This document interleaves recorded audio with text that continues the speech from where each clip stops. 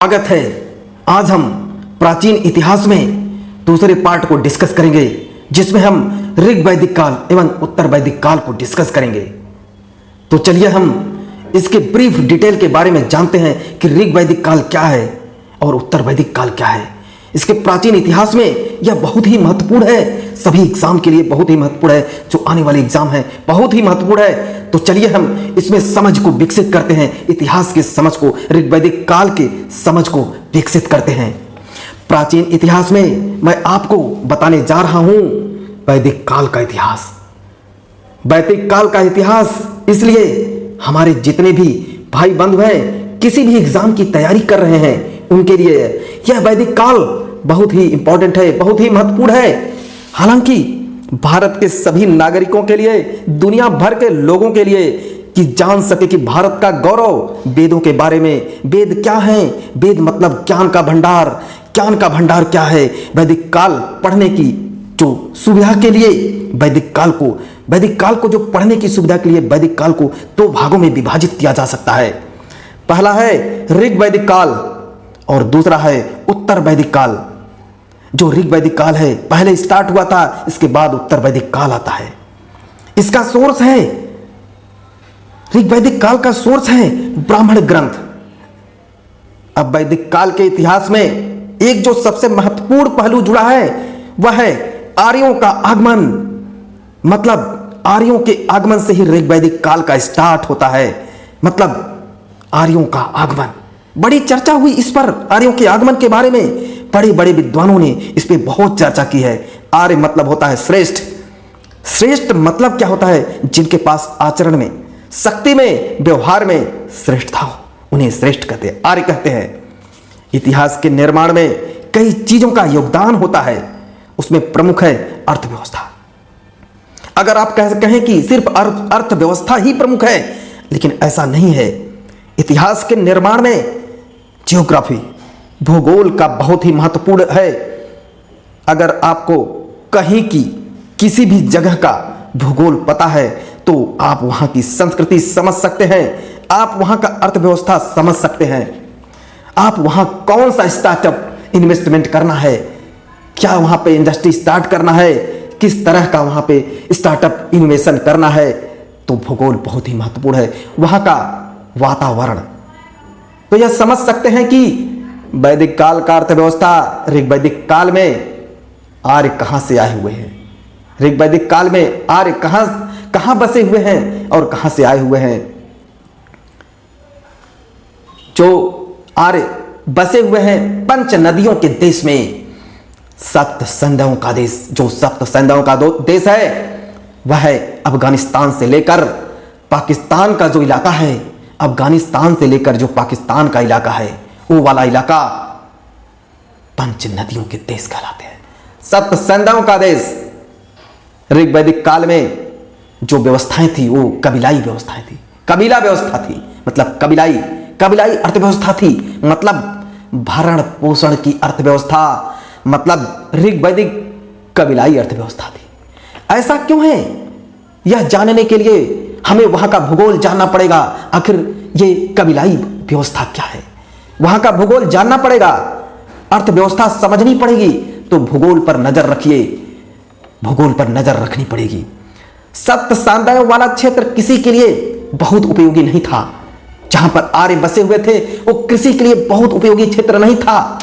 दूसरा, कृषि उपकरण भी नहीं थे। दूसरा सबसे बड़ी चीज है कि उस समय कृषि का उपकरण नहीं था और क्षेत्र भी नहीं थे। तो लोहे की खोज नहीं हुआ था, जो लोहे का खोज नहीं हुआ है। तांबे का हल बनाकर अगर जमीन में डालेंगे तो नहीं चलेगा, मतलब तांबे की खोज हो चुका था उस समय, बट हम तांबे का हल बना नहीं सकते। हल बना सकते हैं लेकिन जमीन में नहीं डालेंगे, नहीं डाल सकते। अतः ऋग वैदिक क्षेत्र में कृषि उपकरण ही नहीं थे, कृषि सशक्त क्षेत्र ही नहीं था। तब जीवन निर्वाह किस पर निर्भर होगा? अगर कोई भी कृषि क्षेत्र नहीं है और कृषि उपकरण नहीं है और कृषि की व्यवस्थाएं नहीं है तो हमारा जीवन किस पर निर्भर करेगा? इंडस्ट्री नहीं है तो जीवन किस पर निर्भर करेगा? मतलब पशु चरण पर निर्भर करता है। अतः ऋग वैदिक अर्थव्यवस्था जो है कि वह पशु चरण अर्थव्यवस्था है, पशु चरण पर निर्भर करता था। मतलब पशु पालते थे लोग, गाय भैंस बकरी सारी चीज पालते थे। मतलब भरण पोषण अर्थव्यवस्था है ऋग वैदिक अर्थव्यवस्था। लेकिन एक बहुत बड़ी क्रांति होती है, एक बहुत बड़ा निर्माण होता है। लगभग 1000 BC में बहुत बड़ी घटना घटती है, जैसे लोहे की खोज। लोहे की खोज 1000 BC में हो चुका था। लोहे का इतना महत्वपूर्ण स्थान है हमारे संस्कृति में। लोहे का बहुत महत्वपूर्ण स्थान है हमारी संस्कृति में। लोहे का यूज होता है हर जगह।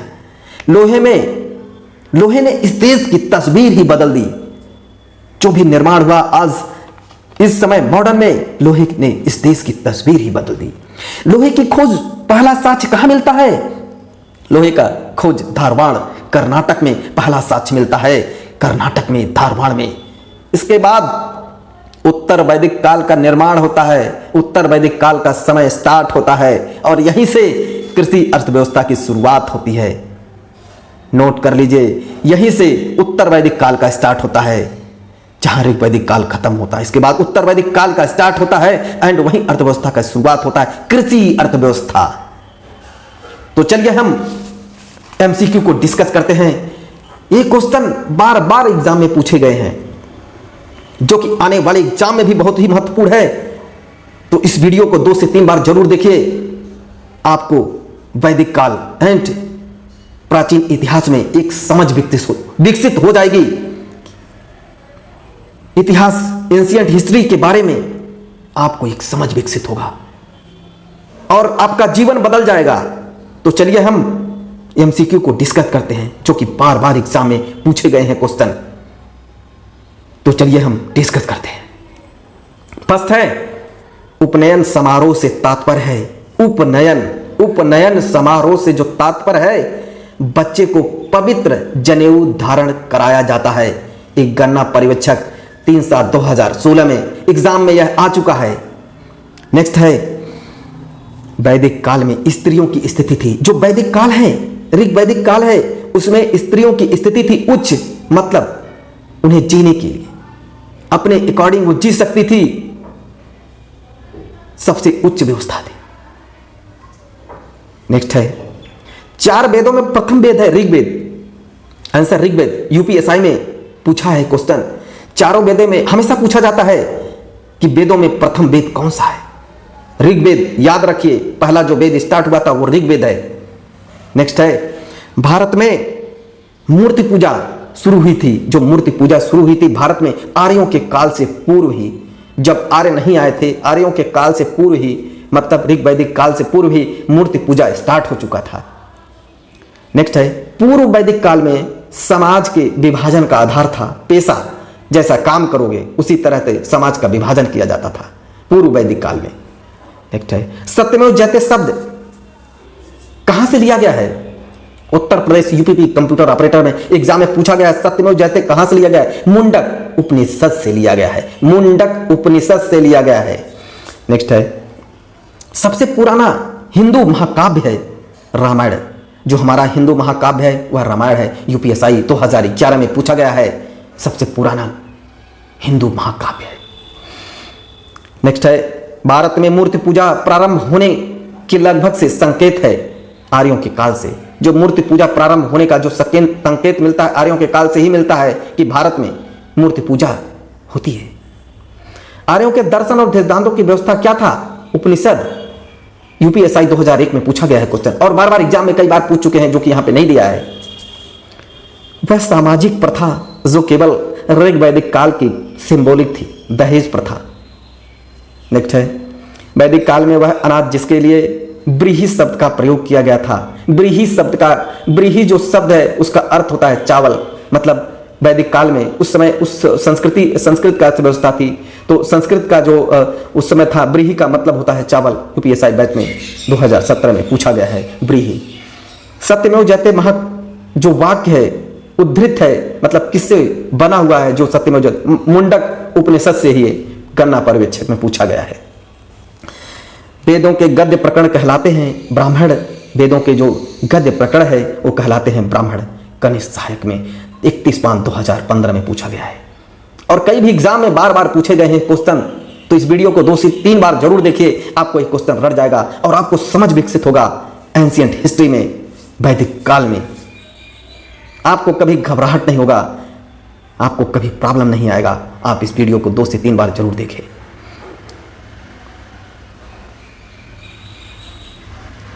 नेक्स्ट है, वेदों के गद्य प्रकरण कहलाते हैं। ब्राह्मण ज्ञान के सिद्धांत पर बल देता है उपनिषद। ऋग्वेद में जो देवता की सर्वाधिक महत्ता किसकी थी? ऋग्वेदिक काल में सबसे ज्यादा इंद्र की थी।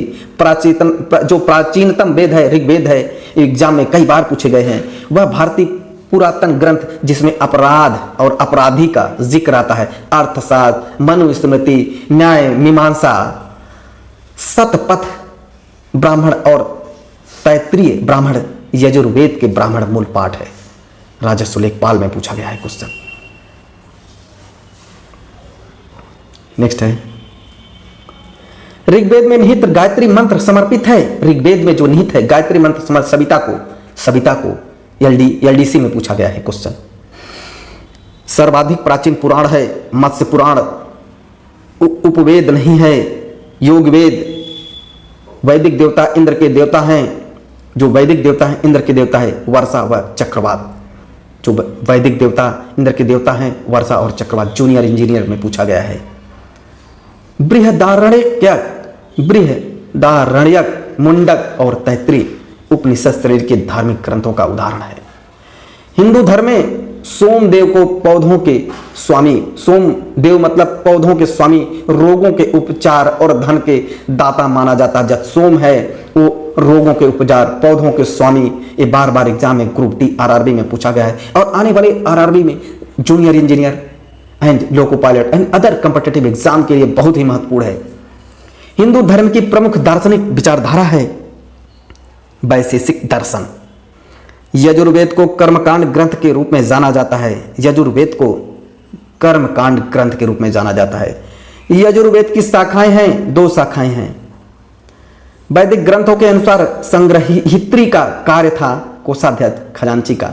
संग्रहित्री का मतलब होता है जो संग्रह करना, इकट्ठा करना, कलेक्ट करना, मतलब कोषाध्यक्ष, खजांची जिसे कहते हैं।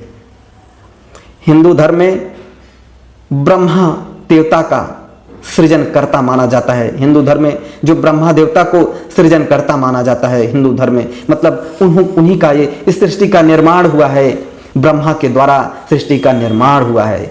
आरआरबी ग्रुप डी 2022 में पूछा है क्वेश्चन कि जो हिंदू धर्म में ब्रह्मा देवता के सृजनकर्ता माना जाता है।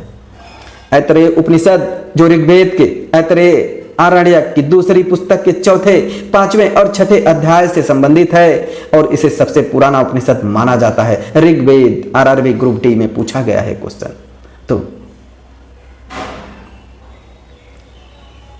नेक्स्ट है, ऋग्वेद 4 वेदों में से पवित्रम वेद है, जिसमें जो 4 वेदों सबसे पवित्रम वेद है, जिसमें 10,600 ऋचाएं, 1028 सूक्तों के पाठ है, सूक्ति हैं, 10 अध्याय जिन्हें मंडल कहा जाता है। जो अध्याय उसको मंडल कहा जाता है शामिल है। तब कितनी ऋचाएं हैं? जो 1028 सूक्तों के 10 अध्याय हैं और 10,600 उसके ऋचाएं हैं। ऋग्वेद में ऋचाओं की संख्या सर्वाधिक है। ऋचाओं की संख्या ऋग्वेद में सर्वाधिक है। 4 वेदों में से सबसे पुराना और सबसे बड़ा वेद है ऋग्वेद, ग्रुप डी में पूछा है। प्रारंभिक हिंदू दर्शन में जीवन के 4 चरण निर्धारण किए गए हैं। 4 वेदों में से यजुर्वेद यज्ञ सूत्रों के वेद के रूप में माना जाता है, जिसमें समान उद्देश्य के लिए इच्छित छंदों के साथ साथ विभिन्न संस्कारों के लिए अपनाए जाने वाले गद्य सूत्र भी शामिल हैं। यजुर्वेद। उपनिषद शब्द में उप का मतलब क्या होता है? उप शब्द का मतलब है निकटता। निकटता उपनिषद, निकटता ग्रुप डी पूछा गया है। ऋग्वेद के स्तोत्रों को सूक्त के रूप में जाना जाता है। जो स्तुति है वो सूक्त के रूप में जाना जाता है। सामवेद को गीत की पुस्तक, सामवेद मतलब गीत की पुस्तक, मंत्रों का वेद या गीत का वेद, जो योग है गीत का योग भी कहा जाता है सामवेद को। सबसे पुराना वेद ऋग्वेद है, बार बार पूछा गया है। ऋग्वेद में से 1028 मंत्र हैं जिनमें अप्रमाणित वलखिल्य भजन शामिल है। आरआरबी ग्रुप डी पूछा गया है। वेदों के निरुक्त अंग जटिल शब्दों के अर्थ एवं व्याख्या के लिए प्रसिद्ध है। निरुक्त अंग जटिल शब्दों के अर्थ एवं व्याख्या के लिए प्रसिद्ध है। 2021 में पूछा गया है। भारत का राष्ट्रीय आदर्श वाक्य सत्यमेव जयते अर्थात सत्य की हमेशा विजय हो किस प्राचीन भारतीय शास्त्र से लिया गया है? मुंडक उपनिषद से बार बार पूछा गया है।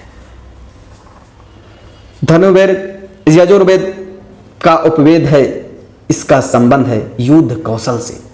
धनुर्वेद यजुर्वेद का उपयोग जो इसका संबंध होता है युद्ध कौशल से है।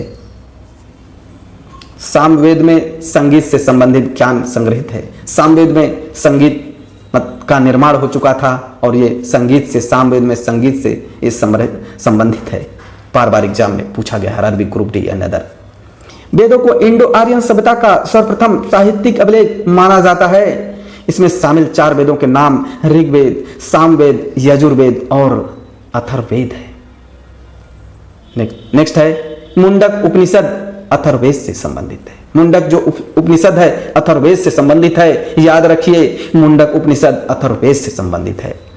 भारत की वैदिक काल अवधि कब तक चली? जो वैदिक काल की अवधि है 1500 बीसी से 500 बीसी तक, ये जो है 1500 बीसी से 500 बीसी तक जो वैदिक काल है की अवधि चली है 1500 बीसी से 500 बीसी तक। आरआरबी ग्रुप डी एनटीपीसी में पूछा गया है। बीसी और एडी के बारे में आपको पता होना चाहिए। और ये 1500 बीसी और 500 बीसी के बीच की बात है। वैदिक काल का निर्माण हुआ था उस समय।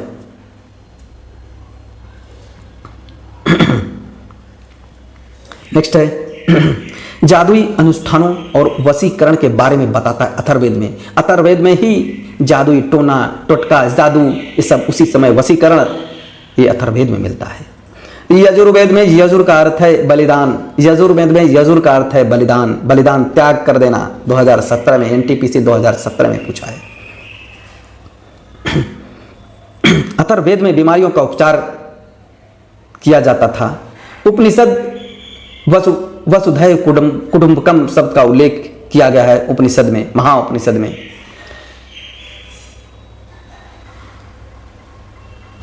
एक 108 उपनिषदों में से 11 उपनिषद मुख्य माने जाते हैं।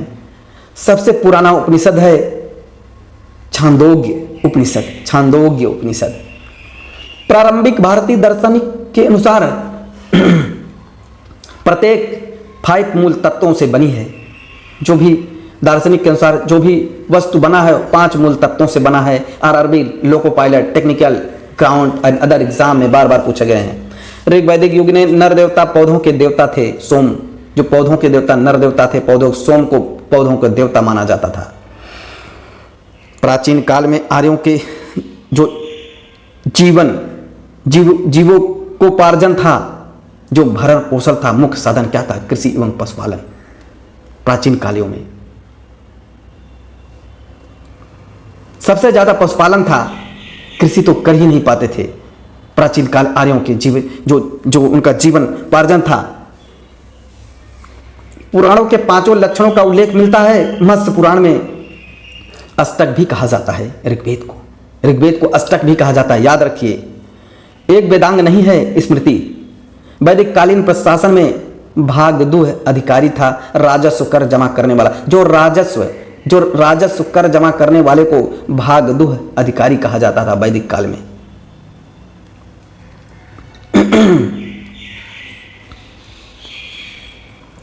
वह ग्रंथ जिसमें आयुर्वेद शब्द का प्रयोग किया गया है ऋग्वेद में, वह ग्रंथ जिसमें आयुर्वेद शब्द का प्रयोग किया गया था ऋग्वेद में। यूपीएससी आयुर्वेद आचार्य में पूछा है। महाभारत ग्रंथ का उपनाम है सतसहस्त्री संहिता।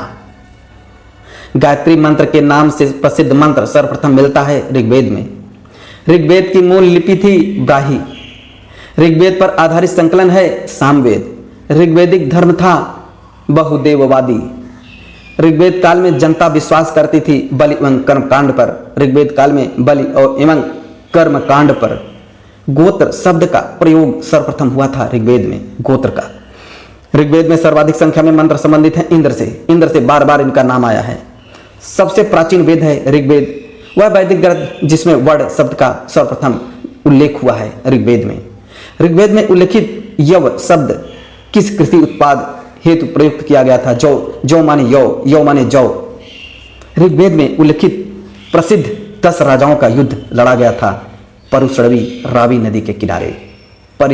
परुश्रवी रावी नदी के किनारे जो ऋग्वेद में 10 राजाओं का युद्ध लड़ा गया था। ऋग्वेद में 10 राजाओं का जो युद्ध हुआ था वो परुश्रवी रावी नदी के किनारे। बार बार एग्जाम में एसएससी, सीजीएल, यूपीएससी, यूपीपीसीएसजे बहुत बार एग्जाम में पूछा गया है, तो ये आने की भी संभावना अधिक है। तो आपको याद रखिए 10 राजाओं का युद्ध कहाँ लड़ा गया था? रावी नदी के किनारे लड़ा गया था। ऋग्वैदिक काल के प्रारंभ में महत्वपूर्ण मूल्यवान संपत्ति समझा जाता था गाय को, क्योंकि उसमें पशुचारण व्यवस्था थी। ऋग्वैदिक काल में गायों को सबसे महत्वपूर्ण माना जाता था। जिनके पास बहुत ज्यादा गाय होती थी उनको बहुत धनवान माना जाता था कि बहुत धनी है उस समय, इसलिए गाय का महत्वपूर्ण योगदान था। यूपीपीसीएस प्री एग्जाम में पूछा है। वैदिक काल में अघन्या गायों को बोला जाता था। वैदिक काल में वैदिक साहित्य में जिसमें मोक्ष की चर्चा मिलती है उपनिषद में, वैदिक देवताओं में पुरोहित माना जाता था बृहस्पति। नेक्स्ट है उत्तर वैदिक काल में आर्य संस्कृति का धुर समझा जाता था कुरु पंचाल को। नेक्स्ट है वैदिक कर्मकांड में होता का संबंध है ऋग्वेद से। नेक्स्ट है प्रारंभिक वैदिक साहित्य में सर्वाधिक वर्णित नदी है सिंधु से। ऋग्वैदिक में माते तमा, देवी तमा एवं नदी तमा संबोधित किया जाता। सरस्वती नदी को माते तमा, देवी तमा, नदी तमा ऋग्वेद में कहा जाता था। सरस्वती नदी को यूपीपीएससी जे मेन एग्जाम में पूछा गया है क्वेश्चन। शुक्ल यजुर्वेद की संहिता है वाज सनेई यजुर्वेद की संहिता है। सतपथ ब्राह्मण में उल्लिखित राजा विदेह माधव से संबंधित ऋषि थे ऋषि गौतम, राहु, गढ़। नेक्स्ट है जिस ग्रंथ में पुरुष मेध का उल्लेख हुआ है वह है सतपथ ब्राह्मण। नेक्स्ट है गोपथ ब्राह्मण संबंधित है अथर्ववेद से। गोपथ ब्राह्मण संबंधित है अथर्ववेद से, याद रखिए। एग्जाम में पूछा गया है बार बार, यूपीपीएससी आरओ एग्जाम में पूछा गया है गोपथ ब्राह्मण किससे संबंधी? अथर्ववेद। आयुर्वेद अर्थात जीवन का विज्ञान, आयुर्वेद अर्थात जीवन का विज्ञान का उल्लेख सर्वप्रथम मिलता है अथर्ववेद। अथर्ववेद में जो है कि ये आयुर्विज्ञान का जो है कि स्टार्ट हो चुका था। अथर्ववेद में जीव का विज्ञान कहलाता है। वह उपनिषद जिसमें पहली बार निराशावाद के तत्व दिखाई देते हैं मैत्रायणी उपनिषद में निराशावाद के तत्व दिखाई देते हैं।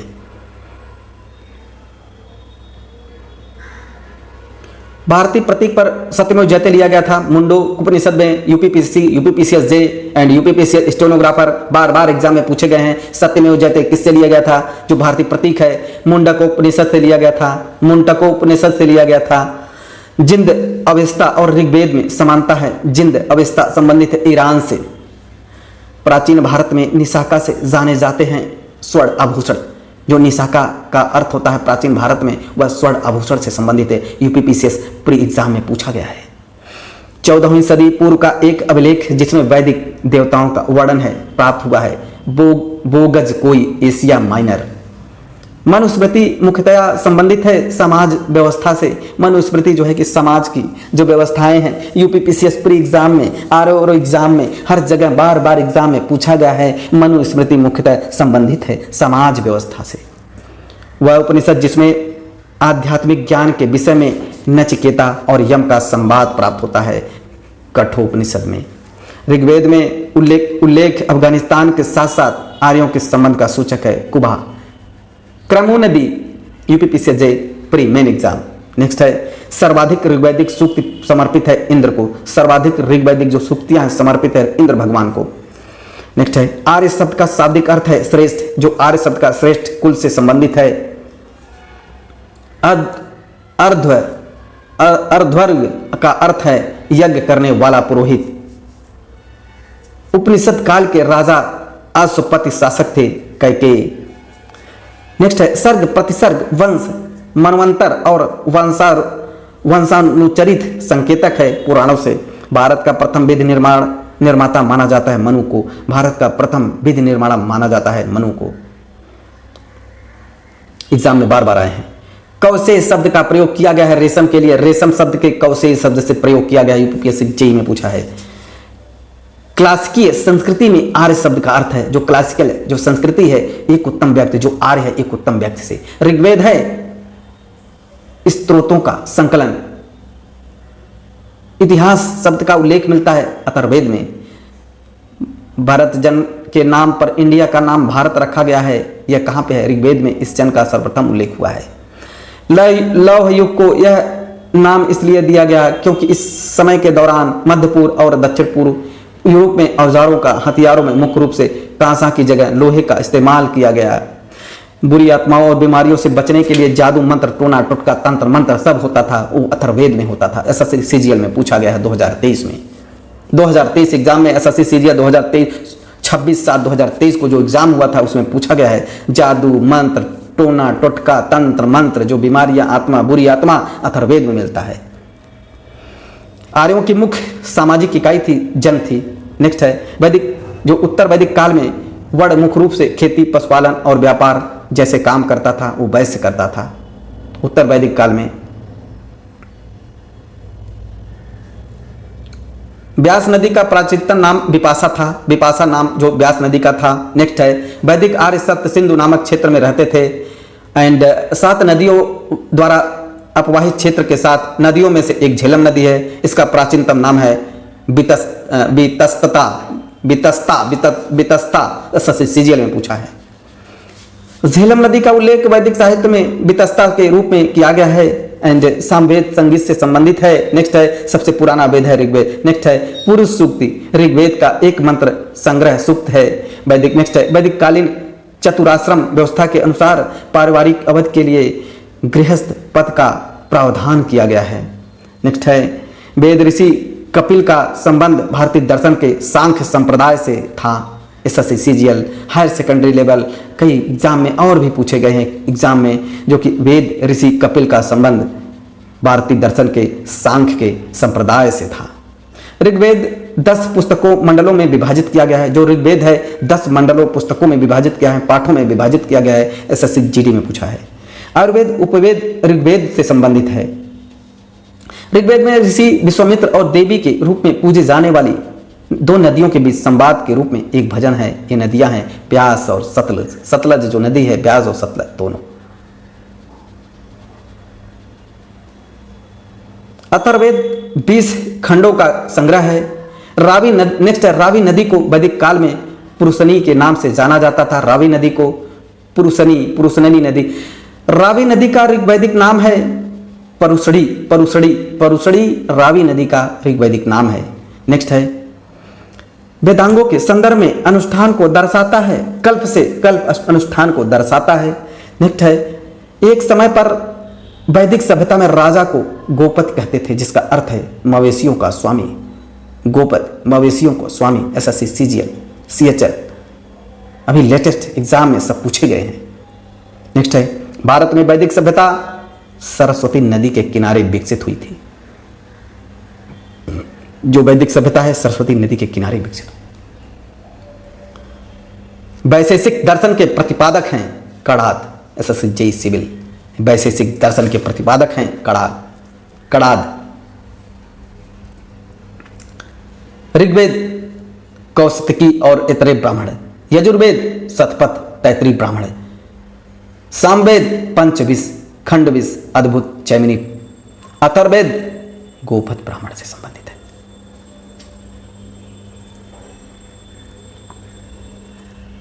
आज हमने ऋग्वैदिक काल के जितने भी महत्वपूर्ण क्वेश्चन बन सकते हैं आज हमने डिस्कस कर लिया है, जो कि यह क्वेश्चन बार बार एग्जाम में पूछे गए हैं और आने वाले एग्जाम में भी बहुत ही संभावना है कि पूछे भी जा सकते हैं।